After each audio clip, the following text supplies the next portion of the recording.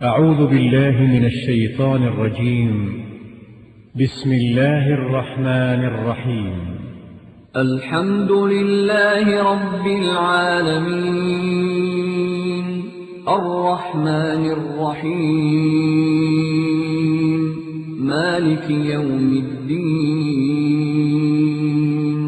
إياك نعبد وإياك نستعين اهدنا الصراط المستقيم صراط الذين أنعمت عليهم غير المغضوب عليهم ولا الضالين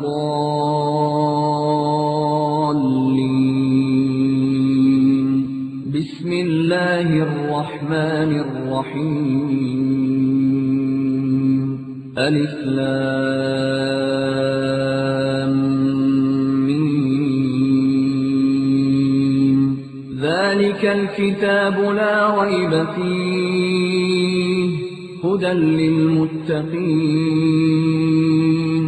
الذين يؤمنون بالغيب ويقيمون الصلاة ومما رزقناهم ينفقون.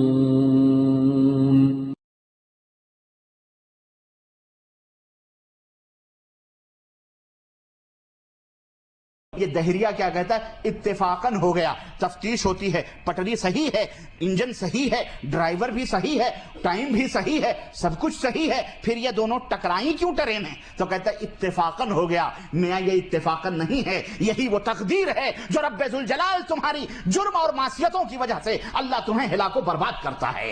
اس کو اتفاق کا نام نہ دو. اتفاق خدا نہیں ہے، اتفاق کفر ہے. اتفاق کفر ہے، اتفاق نہیں ہے، یہ مقدر من اللہ ہے. یہ اللہ وحدہ لا شریک. تو مومن جو ہوتا ہے وہ اپنے جرم، اور یہ ایک بات میں آپ کو اور بتاتا چلو، ہم ہیں، آپ ہیں، ہم سے کوئی غلطی ہو جائے یا ہم کہیں پکڑے جائیں یا کوئی جرم ہو جائے، رب ذوالجلال کی قسم اگر ہم اپنے دل میں جھانکیں تو اپنی اس مصیبت کی کوئی نہ کوئی توجیہ کسی نہ کسی طرح سے ہمارا دل ہم کو بتا دے گا. اگر غور کریں دل کے اندر، یار یہ کام ہو گیا کیوں؟ یہ ہوا ہے، یہ مجھ سے جرم ہوا ہے، یہ گناہ ہوا ہے. یہ ضرور یہ محسوس جو ہے نا، یہ شعور، یہ احساس، یہ ایک مومن کرتا ہے. اور اگر آپ احساس ایک پولیس نے آپ کو چھیڑ دیا، سپوز کبھی نہیں پکڑے گئے، آج کیوں پکڑے گئے؟ اگر آپ سوچیں نا اسی دن کی کارروائی پر، یا مجھ سے کیا ہوا ہے، آپ کو کہیں نہ کہیں مل جائے گا یہ ہے، یہ فالٹ ہے، ہم نے کیا تھا، اس کی وجہ سے آج یہ گرفت آ گئی. تو میرے عزیزوں، میرے دوستوں، یہ احساس دلوں کے اندر پیدا کرو. یہ فتن و فساد جو برپا ہے، یہ اسی تو عرض کرنے کا مطلب یہ ہے کہ کبھی کبھی یہ گناہ ترکیہ کے اندر کیا ہوا. آپ دیکھیں پورا ترکیہ جو کبھی اسلامی حکومت کے نام سے یاد کیا جاتا تھا، زلزلہ آیا ابھی کچھ دن پہلے ہوا، لیکن اس قدر زناکاریاں، اللہ اکبر. رپورٹ ہم نے مجلہ دعویٰ کے اندر پڑھی، ترکیہ کی رپورٹ ہم نے پڑھی، اس کے اندر رپورٹر نے یہ بیان دیا، اس قدر عیاشاں 99% لوگ اس رات ان ہوٹلوں میں زناکاریوں کے اندر ملوث تھے. اعوذ باللہ، اعوذ باللہ. اور تو اور ہے، ایک شخص بچ گیا، وہ کسی کام کی وجہ سے باہر گیا ہوا تھا.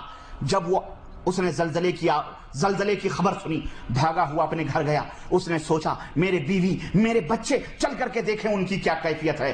اللہ اکبر. اس نے جا کر ملبہ دیکھا، ملبہ ہٹایا، دیکھا اس کی بیوی ننگے، اس کے ننگے دھڑنگے دوست کے ساتھ سوئی ہوئی ہے. اس کا دوست اس کی بیوی کے اوپر ننگے سویا ہوا ہے. یہ بیچارہ کام سے گیا ہوا تھا. جس قوم کا حال یہ ہو، اور جس قوم کی معصیتوں اور گناہوں کا یہ حشر ہو، اور یہ نتیجہ ہوتا ہے جو لوگ اپنے گھروں میں پردہ نہیں کرتے ہیں.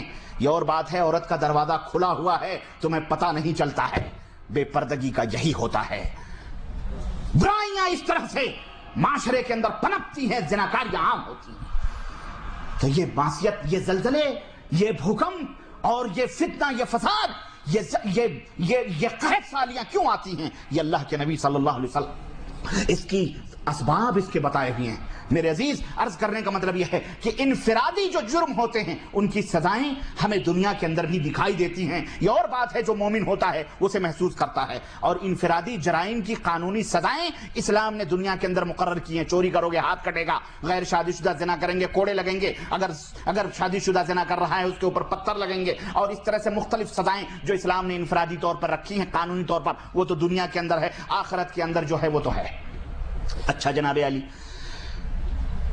ایک انسان کے اوپر مصیبت آئے, یہ مصیبت جو آتی ہے اس کے گناہوں کی وجہ سے جو دکھ آتے ہیں, جو پریشانیاں آتی ہیں, یہ ایسے نہیں آتی بلکہ یہ احساس دلانے کے لیے آتی ہیں کہ اے غافل انسان اللہ سے توبہ کر, رجوع کر اللہ تبارک تعالیٰ سے. اللہ وحدہ لا شریک نے فرمایا وَلَنُذِيقَنَّهُم مِّنَ الْعَذَابِ الْأَدْنَىٰ دُونَ الْعَذَابِ الْأَكْبَرِ لَعَلَّهُمْ يَرْجِعُونَ, کہ اس بڑے عذاب سے پہلے جو قیامت کا عذاب ہے, آخرت کا عذاب ہے, اللہ فرماتا ہے اس بڑے عذاب سے پہلے ہم اسی دنیا میں اپنے بندوں کو جو مجرم ہیں کسی نہ کسی چھوٹے چھوٹے عذاب میں اس کا مزہ چکھاتے ہیں, لعلہم یرجعون, تاکہ اپنے باغیانہ روش سے, اپنی سرکشی سے, اپنی بغاوت سے واپس آ جائے.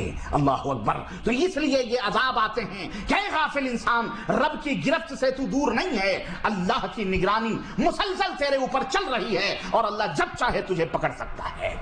یہ احساس دلانے کے لیے. اور ایک بات یہ بھی میں بتاؤں آپ کو, یہ جو برے اعمال جو ہوتے ہیں, یہ جو گناہ ہوتے ہیں, ان کے اثرات انسان کے اعمال پہ بھی پڑتے ہیں.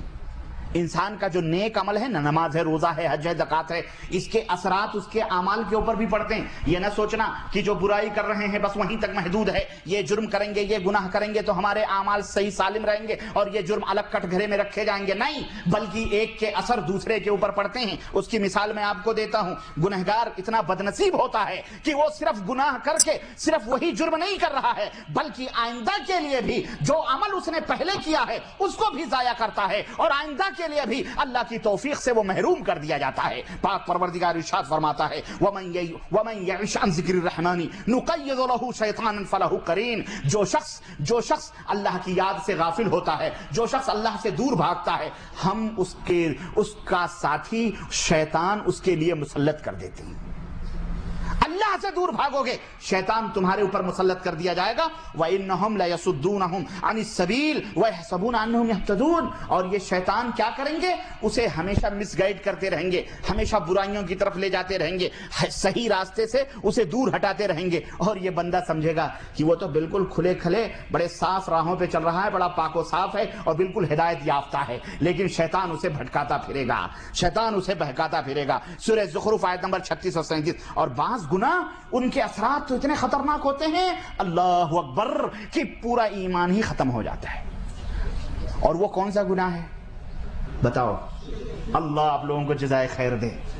اور یہی وہ جرم ہے جس کے اندر 70 سے 75% آبادی ہمارے ملکوں کی ملوث ہے. مولوی ہوں کہ مفتی ہوں کہ جگادری ہوں کہ پیر ہوں کہ سجادہ نشین ہوں, کوئی علامہ ہوں, اپنے اپنے ٹوپے لگا کر اسی جرم کے اندر ملوث ہیں. رب اللہ وحدہ لا شریک نے 18 نبیوں کا ذکر کرتے ہوئے قرآن کریم سورہ انعام کے اندر آیت نمبر 88 18 نبیوں کا ذکر کرتے ہوئے رب ذوالجلال نے پوری کائنات کے لیے یہ پیغام دیا کہ وَلَوْ أَشْرَكُوا لَحَبِطَ عَنْهُمْ مَا كَانُوا يَعْمَلُونَ. اے دنیا کے لوگوں, یہ 18 نبی جو ہم نے ذکر کیے ہیں اس کے اندر عیسیٰ روح اللہ بھی ہیں, موسیٰ کلیم اللہ بھی ہیں, ابراہیم خلیل اللہ بھی ہیں, اس کے اندر یحییٰ بھی ہیں, اس کے اندر زکریا بھی ہیں, اس کے اندر یونس بھی ہیں, اس کے اندر یسع بھی ہیں, اس کے اندر اور دیگر انبیاء بھی ہیں. یہ جتنے نبیوں کا ہم نے ذکر کیا ہے, وَلَوْ أَشْرَكُوا, اگر یہ سارے کے سارے شرک کر بیٹھیں, لَحَبِطَ عَنْهُمْ مَا كَانُوا يَعْمَلُونَ, ہم تاج نبوت ان سب سے چھین لیں گے, ان کے اعمال کو ضائع اور برباد کر دیں گے.